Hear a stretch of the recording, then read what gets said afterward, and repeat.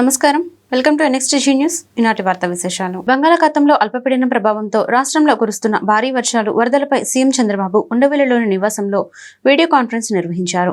8 జిల్లాల కలెక్టర్, ఎస్పీలు, ఉన్నతాధికారులు ఇందులో పాల్గొన్నారు. ఈ సందర్భంగా సీఎం చంద్రబాబు జిల్లాలో పరిస్థితులను అడిగి తెలుసుకున్నారు. ముందస్తు ప్రణాళికతో పనిచేయడం ద్వారా ప్రాణ ఆస్తి నష్టం జరగకుండా చూడాలని ఆదేశించారు. చెరువులు, వాగుల్లో ప్రవాహాలపై నిరంతర పర్యవేక్షణ ఉండాలన్నారు. గతంలో జరిగిన ఇసుక, మట్టి అక్రమ తవ్వకాలతో గోదావరి కట్టలు బలహీనపడ్డాయని వాటిపై దృష్టి పెట్టాలని తెలిపారు. ఇరిగేషన్, రెవెన్యూ శాఖలు సమన్వయంతో పనిచేయాలన్నారు. విపత్తులు వచ్చినప్పుడే సమర్థత బయటపడుతుందని చెప్పారు. వాతావరణ శాఖ హెచ్చరికలు, పరిస్థితులను అంచనా వేసి అప్రమత్తంగా వ్యవహరిస్తే నష్టాలను నివారించవచ్చని సూచించారు. మైక్రోసాఫ్ట్ సర్వర్లో సాంకేతిక సమస్య భారత్ సహా ఇతర దేశాలపై తీవ్ర ప్రభావం చూపుతోంది. ఈ కారణంగా పలు విమాన సర్వీసులు రద్దు కాక మరికొన్ని చోట్ల ఆలస్యంగా నడుస్తున్నాయి. ఈ నేపథ్యంలో ప్రయాణికుల ఇబ్బందులకు దృష్టి పెట్టుకుని వారికి తగిన ఏర్పాట్లు చేయాలని పౌర విమానయాన శాఖ మంత్రి రామ్మోహన్ నాయుడు తెలిపారు. ఇక మైక్రోసాఫ్ట్ సర్వర్ సమస్య నేపథ్యంలో రామ్మోహన్ నాయుడు తాజాగా మీడియాతో మాట్లాడుతూ ప్రయాణికుల పట్ల విమానాశ్రయ అధికారులు, విమానయాన సంస్థలు సానుభూతితో వ్యవహరించాలి. విమాన సర్వీసులో ఆలస్యం కారణంగా ప్రయాణికులకు అదనపు సీటింగ్, వాటర్, ఆహారాన్ని అందించండి. ప్రయాణికుల సురక్షిత ప్రయాణం కోసం టెక్నికల్ టీం పనిచేస్తోంది. ఇలాంటి సమయాల్లో ప్రయాణికుల సహకారం కూడా తప్పకుండా అవసరం. టెక్నికల్ సమస్య, విమాన సర్వీసులు రాకపోకలపై ఎలాంటి అప్డేట్ ఉన్నా ప్రయాణికులకు వెంటనే తెలియజేయాలని ఆదేశించినట్టు తెలిపారు.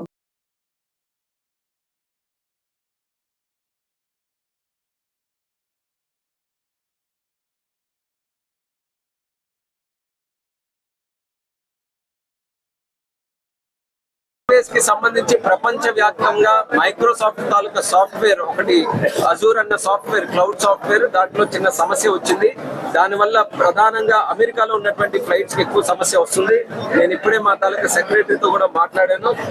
మన భారతదేశంలో ఆ సమస్య ఎక్కడ కూడా ఇబ్బంది లేకుండా ఫ్లైట్లన్నీ కూడా ప్రశాంతంగా తిరగడానికి టెక్నికల్ సాఫ్ట్వేర్ సిస్టమ్ నుంచి మాన్యువల్ సిస్టమ్ కి మూవ్ అయ్యి ప్రతి ఒక్కరు కూడా దాని మీద చర్యలు తీసుకుంటున్నారు. ప్రస్తుతానికి భారతదేశంలో దానికి సంబంధించి ఇబ్బంది లేదు. మరి ఇంకా ఏదైనా ఉన్నా సరే ఇమీడియట్ గా దాని మీద రియాక్ట్ అయ్యి ప్రయాణికులకి ఎక్కడ ఇబ్బంది లేకుండా చర్యలు తీసుకుంటామని తెలియజేస్తారు. టీడీపీ ఎమ్మెల్యే పులివర్తి నాని నటనకు చంద్రబాబు నంది అవార్డు ఇవ్వాల్సిందేనని చంద్రగిరి మాజీ ఎమ్మెల్యే చెవిరెడ్డి భాస్కర్ రెడ్డి అన్నారు. 50 రోజుల కాలంలో 34 మంది వైఎస్ఆర్సీపీ నేతల ఆస్తులను టీడీపీ నేతలు ధ్వంసం చేశారు. ముసుగులు వేసుకొని వచ్చి అర్ధరాత్రి వైఎస్ఆర్సీపీ నేతలపై దాడులు చేస్తున్నారని ఆగ్రహం వ్యక్తం చేశారు. కాగా ఏపీలో ఎన్నికల కౌంటింగ్ అనంతరం జరిగిన దాడులపై Chevireddy Bhaskar Reddy power point presentation ఇచ్చారు. ఈ సందర్భంగా భాస్కర్ రెడ్డి మాట్లాడుతూ వైఎస్ఆర్సీపీ ప్రభుత్వంలో పులివర్తి నానిపై ఒక కేసు కూడా నమోదు చేయలేదు. కానీ ఇప్పుడు ఆయన తన క్వారీని మూసివేసినట్టు చెబుతున్నాడు. సీఎం చంద్రబాబు దగ్గర నన్ను విలన్ గా చూపించి పులివర్తి పదవులు పొందాలని చూస్తున్నాడు. నాని నటనకు చంద్రబాబు నంది అవార్డు ఇవ్వాలని తెలిపారు. అన్ని రకాలుగా బాగుపడ్డాడు, అన్ని రకాలుగా బాగున్నాడు, ఇతను పోరాటం చేయడం ఏందని ఒక క్షణం ఆలోచించే స్థితిలో లేని అమాయకులుగా ఉన్నారు. మీ దగ్గర నిజంగా అమాయకులుగా ఉన్నారు. వాళ్ళు ఏ పరిస్థితిలో ఉన్నారంటే, లోకేష్ గారు నాకు అర్థమైంది, నాన్నగారు వెళ్ళి లోకేష్ గారు దున్నపోతు ఈనిందంటే అవునా నేను అటైతే పార్లమెంట్ జున్ను తీసుకురా తిందాం అనేటువంటి పరిస్థితిలో ఉన్నారు. అరే దున్నపోటు ఏంది, దున్నపోతు ఈనడం ఏంది, నన్ను జున్ను రావడం ఏందని ఆలోచించే పరిస్థితులు లేరు. ఇతను ఏదైనా చెప్తే దాన్ని తనని చెప్తున్నారు. నేను నిజంగా నానే అదృష్టవంతుడు. ఇక్కడేమో పెద్దిరెడ్డి గారితో ఆ మాట అందరితో సన్నిహితంగా చాలా జాగ్రత్తగా మెయింటైన్ చేశాడు రిలేషన్షిప్. అక్కడేమో కిలార్ రోజేష్ గారిని పట్టుకుని గాడ్ ఫాదర్ అంట చెప్తూ ఉంటాడు. నాకు ఏదైనా ఇష్యూ వస్తే నాకు కిలార్ రోజేష్ ఉన్నాడని, ఇక్కడ అవసరం వస్తే పెద్దిరెడ్డి రామచంద్ర గారు, చెవిరెడ్డి గారు కావాలి. అక్కడ అవసరం వస్తే కిలార్ రోజేష్ గారు ఉన్నారు. కిలార్ రాజేష్ గారు నాకు చాలా సన్నిహితుడు, నాకు బ్యాక్ బోను, నేను అప్పుడు చూసుకుంటాడని. వీళ్ళందరి మధ్యలో ఏ సంబంధం ఉందో, నాకు ఆర్థిక సంబంధం ఉందా, ఇతరత్ర సంబంధం ఉందా, వ్యక్తిగత సంబంధం ఉందా, నాకైతే తెలియదు. కానీ చాలా జాగ్రత్తగా మెయింటైన్ చేస్తున్నాం. కానీ బలవుతున్నది ఎవరో సామాన్యులు కాదా అని అడుగుతున్నా. ప్రశాంతంగా చంద్రగిరి నియోజకవర్గంలో నువ్వు చేస్తున్నటువంటి దౌర్జన్యాల వల్ల ఈరోజు చంద్రబాబు దగ్గర మార్కులు కొట్టడం కోసం, ఇప్పుడు అన్నీ కొట్టడం కోసం నువ్వు చేస్తున్న నాటకాల వల్ల మన ఎవరో చెప్తున్నారు, చంద్రబాబు దగ్గరికి వెళ్ళి బోన్ ఏడ్చాడంట.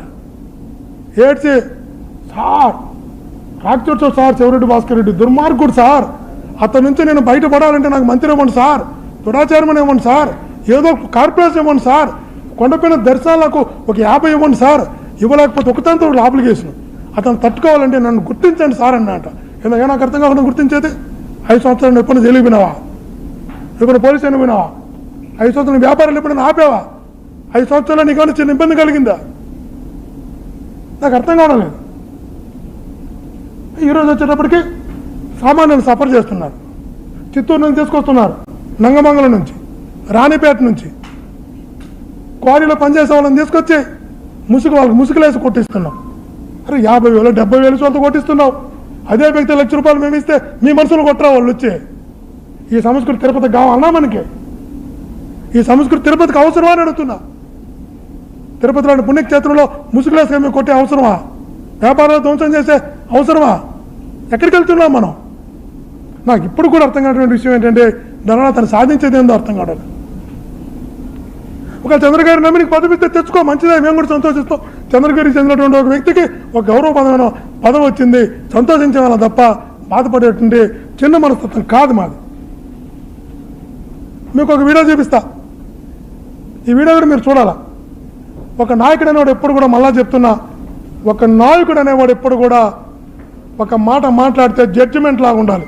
స్కీమ్ వర్కర్లు, కాంట్రాక్ట్ కార్మికులు, అవుట్సోర్సింగ్ ఉద్యోగులపై రాజకీయ వేధింపులు మానుకోవాలని సిఐటియు నాయకులు వై నేతాజీ దండ లక్ష్మీనారాయణ రాష్ట్ర ప్రభుత్వానికి విజ్ఞప్తి చేశారు.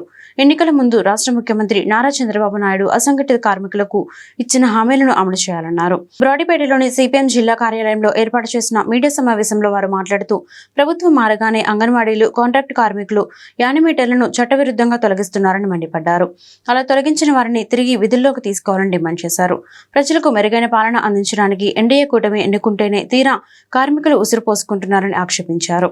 కార్మికుల హక్కుల కోసం పోరాటాలకు సిద్ధంగా ఉన్నామని ప్రకటించారు. ఈ సమావేశంలో సిఐటియు నాయకులు లక్ష్మణ్, ముత్యాలరావు, కె శ్రీనివాసరావు పాల్గొన్నారు. ఏనాడు లేనటువంటి విధంగా తెలుగుదేశం కూటమి ప్రభుత్వానికి ఒక ఘన విజయాన్ని ప్రజానీకం అందించారు. ఇటువంటి విజయాన్ని అందించడంలో మన రాష్ట్రంలో ఉండేటువంటి కార్మికులు, ఉద్యోగులు, ఉపాధ్యాయులు, కాంట్రాక్ట్ అవుట్సోర్సింగ్ ఉద్యోగులు, స్కీమ్ వర్కర్స్, వీళ్ళందరి పాత్ర కూడా గణనీయంగా ఉంది. అయితే ఇంత ఘన విజయం వచ్చిన తర్వాత ఈ సానుకూలమైనటువంటి పరిస్థితిని వినియోగించుకొని రాష్ట్రంలో ప్రజలందరూ మెప్పు పొందేటువంటి విధంగా ఈ పరిపాలన ఉంటుందని చెప్పేసి అనేటువంటిది ప్రజలు ఆశించారు. అయితే దానికి భిన్నంగా మంత్రివర్గ ప్రమాణ స్వీకారం కూడా కాకంటే ముందే మన రాష్ట్రంలో చిరుద్యోగులుగా ఉన్నటువంటి అంగన్వాడీల మీద నుంచి కక్ష సాధింపులు ప్రారంభమైనాయి.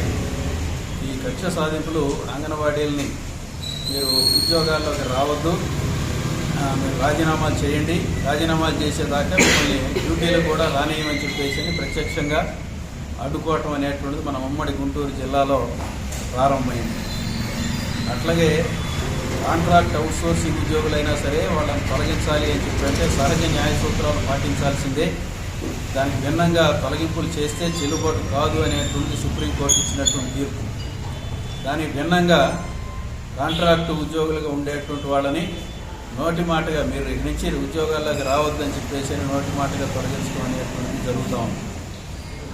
జిల్లాలో యానిమేటర్లని తొలగించేటువంటి దానికి అధికారులు నేరుగా పోలీసులను ఎంటబెట్టుకొని పోయి ఆ ఊళ్ళో ఉన్నటువంటి డ్వాక్రా మహిళలను పిలిచి మీరు యానిమేటర్ని తొలగిస్తున్నట్టుగా ఈ తీర్మానం మీద సంతకం పెట్టమని చెప్పేసి బలవంతంగా సంతకాలు పెట్టించి యానిమేటర్లను తొలగిస్తూ ఉన్నారు.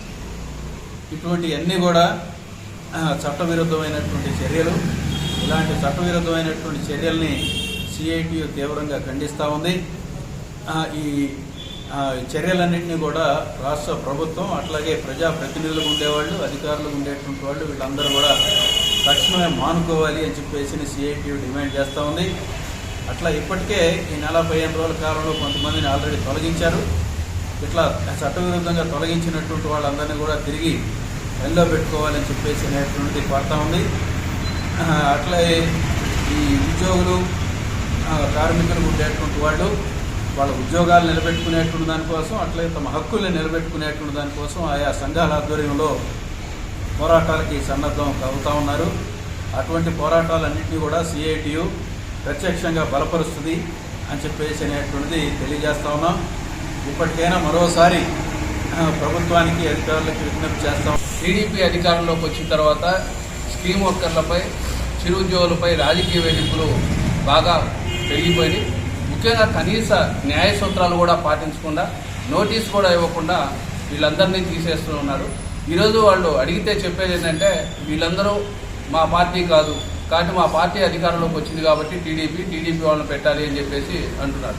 మేము అడిగేది ఒకటే, ఈ ప్రభుత్వాన్ని, ప్రభుత్వ ఉద్యోగులు అదేవిధంగా చిరు ఉద్యోగుల ఆత్మగౌరవాన్ని పెంపొందిస్తామని మీ మేనిఫెస్టోలో చెప్పారు.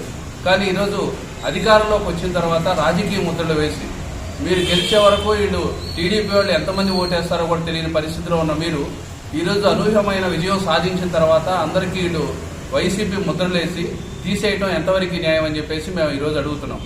ఈరోజు అధికారంలోకి వచ్చిన తర్వాత ప్రభుత్వ పథకాలని ప్రజలకి చేరువ చేయటం స్కీమ్ వర్కర్ల ప్రధాన బాధ్యత. ఇప్పుడు టీడీపీ అధికారంలోకి వస్తే టీడీపీ జన సమీకరణ చేసేది కూడా ఈ స్కీమ్ వర్కర్లే. కానీ ఈరోజు దానికి విరుద్ధంగా అందరినీ పార్టీ ముద్రలేసి నాకు ఇష్టం లేని వాళ్ళని తీసేస్తామని చెప్పేసి చెప్పడం సరైనది కాదు. కాబట్టి జిల్లాలో ముఖ్యంగా యానిమేటర్లు, ఆర్పీలు వీళ్ళపై వేధింపులు విపరీతంగా పెరిగిపోతున్నాయి. రాజకీయ ముద్రలేసి తొలగించే ప్రయత్నం అన్ని చోట్ల ప్రారంభమవుతున్నాయి. కాబట్టి తక్షణమే రాజకీయ వేదిక. అల్పపీడనం ప్రభావంతో రాష్ట్ర వ్యాప్తంగా విస్తారంగా వర్షాలు కురుస్తున్నాయి. ఉమ్మడి విశాఖ జిల్లాలో ఎడతెరిపి లేకుండా కురుస్తున్న వర్షాలతో జనజీవనం స్తంభించిపోయింది. నగరంలోని railway station road, Ramakrishna theatre road, Velama వీధి, పూర్ణ మార్కెట్ తదితర ప్రాంతాలు జలమయమయ్యాయి. జ్ఞానపురం పాత వంతెన వద్ద వరద నీరు నిలిచిపోయింది. విశాఖ R&B కార్యాలయం నుంచి బిర్లా వరకు సర్వీస్ రోడ్డుపై వరద నీరు ప్రవహిస్తోంది. కార్యాలయాలు, పరిశ్రమలకు వెళ్లే ఉద్యోగులు, కార్మికులు ఇబ్బందులు ఎదుర్కొంటున్నారు. మోకాళ్ల లోతు నీటిలో వాహనాలు నడుపుతూ అవస్థలు పడ్డారు. ఏకదాటిగా వర్షాలు కురుస్తున్న నేపథ్యంలో విశాఖ, అనకాపల్లి, అల్లూరు సీతారామరాజు జిల్లాలో పాఠశాలలకు సెలవులు ప్రకటించారు. ఈ మేరకు ఆయా జిల్లా కలెక్టర్లు ఆదేశాలు జారీ చేశారు. బంగాళాఖాతంలో అల్పపీడనం నేపథ్యంలో ఆంధ్రప్రదేశ్ ప్రభుత్వం అప్రమత్తమైంది. సీఎం చంద్రబాబు ఆదేశాలతో మంత్రి అనిత అధికారులను అప్రమత్తం చేశారు. ప్రజలకు నష్టం వాటిల్లకుండా ముందస్తు చర్యలు తీసుకోవాలని ఆదేశించారు. వర్షాలు, వరద ప్రభావం ఎక్కువగా ఉన్న ఏలూరు, అనకాపల్లి జిల్లాల కలెక్టర్లతో మాట్లాడి తీసుకుంటున్న చర్యలపై ఆరా తీశారు. లోతట్టు ప్రాంతాల ప్రజలు అప్రమత్తంగా ఉండాలని సూచించారు. ప్రతి జిల్లాలో కంట్రోల్ రూమ్లు ఏర్పాటు చేశామన్నారు. దేవాదాయ శాఖ అసిస్టెంట్ కమిషనర్ శాంతితో తనకు చట్టబద్ధంగా విడాకులు కాలేదని ఆమె భర్త మదన్ మోహన్ తెలిపారు. గత 2 ఏళ్లుగా అమెరికాలో ఉన్నానని, జనవరిలో తిరిగి వచ్చినట్లు చెప్పారు. ఇక్కడికి వచ్చాక భాగోతం బయటపడిందన్నారు. IVF ద్వారా బిడ్డను కన్నట్లు శాంతి తెలిపినట్లు వివరించారు. విజయవాడలో శుక్రవారం నిర్వహించిన మీడియా సమావేశంలో మదన్ మోహన్ మాట్లాడారు. బడుగు బలహీన వర్గాల ఆత్మగౌరవానికి సంబంధించిన సున్నితమైన అంశం ఇది. నేను అమెరికా నుంచి తిరిగి వచ్చాక IVF ద్వారా బిడ్డను కన్నట్లు శాంతి తెలిపారు. నేను షాక్ అయ్యాను. IVF చేయించుకోవాల్సిన అవసరం ఏంటని నిలదీశాను. ఈ క్రమంలో పలుమార్లు మా మధ్య వాగ్వాదం జరిగింది. ఆ తర్వాత ఓసారి ఆమె స్వయంగా విజయసాయిరెడ్డి పేరు చెప్పారు. ఆయనే తనకు డోనర్ అని, ఆయన ద్వారానే IVF చేయించుకున్నట్లు చెప్పారు. నాకు ఆమెతో ఇప్పటికే 2 కవల ఆడపిల్లలు ఉన్నారు. వారికి న్యాయం చేయాలని శాంతిని కోరా. విడాకుల కోసం ఆమె చాలా బెదిరించింది. కుమార్తెలు ఉన్నందున సమాధానం చెప్పాలని నిలదీశా అని ఆయన వెల్లడించారు. ఈ బలహీన బడుగు వర్గాల ఆత్మ గౌరవానికి సంబంధించిన ఇష్యూ ఇది. It's not about just lands, భూములు, ఆస్తులు అదొకటే కాదు. ఇక్కడ ఒక ఆదివాసీ స్త్రీని, ఆదివాసీ యొక్క సంసారాన్ని చెరబట్టి వాళ్ళ యొక్క ఈ క్రికెట్ మైండ్లో దీన్ని సెట్ చేశారు అనేది నాకు కూడా ఇప్పుడిప్పుడే సెన్స్ అవుతా ఉంది. సో నేను కూడా ఇప్పుడు శాంతి కాలింగే అనే అమ్మాయి భర్తని, నేను లీగల్ హస్బెండ్ని, I'm not divorced. So నేను గత 2 సంవత్సరాలుగా అమెరికాలో ఉన్నాను. మొన్న జనవరిలో వచ్చాను. జనవరిలో వచ్చిన తర్వాత ఈ భాగవతం అంతా బయటపడింది. నాకు అసలు ఏం జరుగుతూ ఉంది, అసలు ఈవెన్ ఐ గాట్ షాక్డ్. నేనే షాక్ అయిపోయాను, అసలు ఇంత జరుగుతుందా వెనకాల అని. అమ్మాయి కడుపులో బిడ్డ పడ్డప్పటి నుంచి నా బిడ్డే అండింది 12 నెలలు నా బిడ్డే. పుట్టిన తర్వాత 4-5 నెలలు నా బిడ్డే. ఆ అమ్మాయి గర్భంగా ఉన్నప్పుడు కూడా నా బిడ్డని చూపించేది వీడియో కాల్స్ యూఎస్లో ఉన్నప్పుడు. ఆ తర్వాత ఇక్కడికి వచ్చే ముందు తనకు స్టేట్మెంట్ ఇచ్చింది, ఈ బిడ్డ నీ బిడ్డ కాదు, నేను IVF చేసుకున్నాను, నువ్వంటే నాకు ఇష్టం లేదు అని చెప్పడం మొదలుపెట్టింది. అమ్మ IVF ఎట్లా చేసుకుంటావు, భారతదేశం లాంటి పవిత్ర దేశంలో భర్త హస్బెండ్ లేకుండా నీకు IVF చేసే పెద్దలు ఎవరు, హాస్పిటల్ ఎవరు, నాకు చూపించు, నేను వస్తా అక్కడికని. నాకు ఆల్రెడీ 2 పిల్లలు అండి. నాకు 2 పాపలు ఉన్నారు, కవల పిల్లలు. వాళ్ళకి ఇప్పుడు 9 years, 4th class. సో నా దగ్గర ఏ ప్రాబ్లం లేదు, నీకు IVF చేసుకోవాల్సిన అవసరం లేదు. ఏమొచ్చింది అనేది ఆ క్వశ్చన్తో మొదలైన ఆర్గ్యుమెంట్. లేదు నేను IVF నాకు ఇష్టం లేక చేసుకున్నాను, అది ఇది తను ఏదో డ్రామా చేయడం మొదలుపెట్టింది 1 నెల. లేదమ్మా అసలు విషయం ఏందని అడిగితే తనే స్వతహాగా నేను ఇట్లా విజయసాయి రెడ్డి గారికి బిడ్డలు లేరని ఆయనే చెప్పారు. సో ఆయన ద్వారా ఆయనే డోనర్, నేను ఆయన ద్వారానే IVF చేసుకున్నాను అనేసి ఒక జనవరి, ఫిబ్రవరి, మార్చి, ఏప్రిల్ ఈ తతంగం అంతా ఇలా చెప్పుకుంటూ వచ్చింది. సో అంత పెద్ద వ్యక్తిని నేను సామాన్య నెల జీతగాన్ని, ఆయనేమో పెద్ద మనిషి, పోయి ఆయన గేట్ కూడా టచ్ చేయలేను, ఆయన పోయి డైరెక్ట్గా అడగలేను. సో నేను ఫ్రస్ట్రేషన్, 4-5 నెలలు ఫ్రస్ట్రేషన్లో ఉన్నాను, అసలు దీన్ని ఎలా బయటికి తీసుకురావాలి అని. సరే తల్లి, ఇక నువ్వంటే నాకు ఇష్టం లేదు, నువ్వు ఎవరితోనో ఇది చేసావు, నాకు 2 ఆడపిల్లలు ఉన్నారు, నేను నిన్ను వదిలేసుకుంటా, నాకు న్యాయం చేయి తల్లి, నా పిల్లలకు న్యాయం చేయి, వదిలిచ్చేసుకుంటానని నేను చెప్పడం జరిగింది ఆమెతోటి. సో అదే భాగంగా ఇద్దరు మ్యూచువల్ అనుకున్నాము ఫస్ట్లో. నన్ను కూడా ఆమె చాలా భయపెట్టించి నువ్వు మ్యూచువల్ పెట్టు, నీకు ఏం లేదు ఇప్పుడు నా దగ్గర, నువ్వు అంటే నాకు ఇష్టం లేదు కాబట్టి వేరే పడుకొని పిల్లలు కన్నాను, నువ్వు అంటే నాకు ఇష్టం లేదు కాబట్టి మ్యూచువల్ చేసి పక్కకి వెళ్ళిపో అంటది. వెళ్ళిపోవడం కాదమ్మా, నాకు ఇద్దరు ఆడపిల్లలు, నా సమస్యకు నువ్వు సమాధానం కనిపెట్టు, సమాధానం చెప్పాల్సిందే నువ్వు అని నేను అడిగాను. సో ఇది సార్ జరిగింది.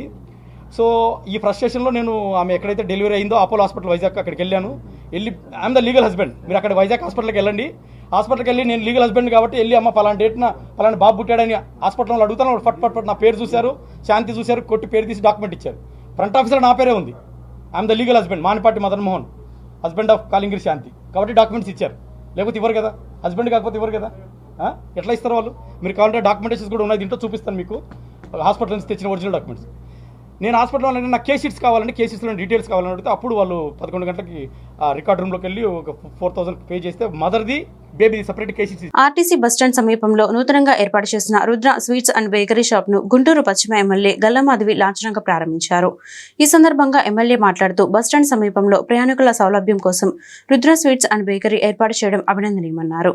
వినియోగదారుల ఆదరాభిమానాలతో ఈ వ్యాపార సంస్థ మరింత పురోభివృద్ధి సాధించాలని ఆకాంక్షించారు. నరసింహ గారు మా కార్యకర్త, మా టీడీపీ కార్యకర్త, ఎప్పటి నుంచో విశేషంగా ఆయన పార్టీకి కృషి చేస్తూ ఉన్నారు. ఈరోజు రుద్ర బేకర్స్ అండ్ స్వీట్స్ అని ఒక చిన్న స్టాల్ ఓపెన్ చేసుకున్నారు బస్టాండ్కి పక్కన. బస్టాండ్కి పక్కనే బేకరీ అండ్ స్వీట్స్ అవైలబుల్గా ఉండడం నిజంగా ప్రయాణికులకి రాకపోకలు చేస్తున్న ప్రయాణికులకు అందరికీ సౌకర్యంగా ఉంటుంది. టైమింగ్స్ మరి 10 దాకా ఉంటుంది, 24 అవర్స్ కూడా వీళ్ళు దీన్ని ఆపరేట్ చేస్తూ ఉన్నారు. సో ఏ టైంలో అయినా కూడా ప్రయాణికులకి సౌకర్యంగా ఫుడ్ అవైలబిలిటీ వీళ్ళు ఇస్తూ ఉన్నారు. చాలా మంచి కార్యక్రమం, మంచి విషయం ఇది. సో ప్రతి ఒక్కరూ ఈ యొక్క అవకాశాన్ని అందిపుచ్చుకోవాలని కోరుకుంటున్నాను. చాలా తక్కువ ధరలకే క్వాలిటీ ఫుడ్ని అందిస్తూ ఉన్నారు. అలాగే ఎప్పటికప్పుడు ఫ్రెష్ ఐటమ్స్ని వీళ్ళు పెట్టడం జరుగుతుంది. కాబట్టి ప్రతి ఒక్కరూ చక్కగా ఈ అవకాశాన్ని ఉపయోగించుకుని వారి వ్యాపారాభివృద్ధికి కూడా ప్రతి ఒక్కరు తోడ్పడాలని కోరుకుంటున్నాను. ఇంతటితో సమాప్తం. మరొక బులెటిన్లో మళ్ళీ కలుద్దాం. నమస్కారం.